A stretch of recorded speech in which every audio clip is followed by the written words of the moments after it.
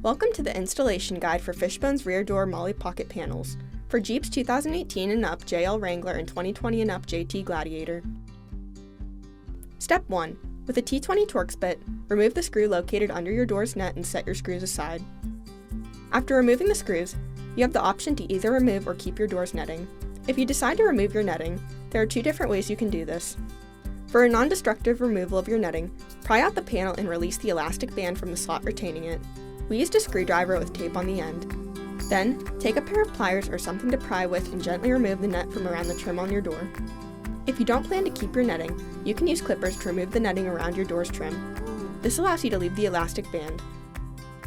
Step 2. Take your MOLLE pocket panel and slide it behind the trim on your door. Once in place, take your hold-down bracket and hook them into the slots on the bottom of your MOLLE pocket panel. The hole on your bracket should line up where the factory screw installs.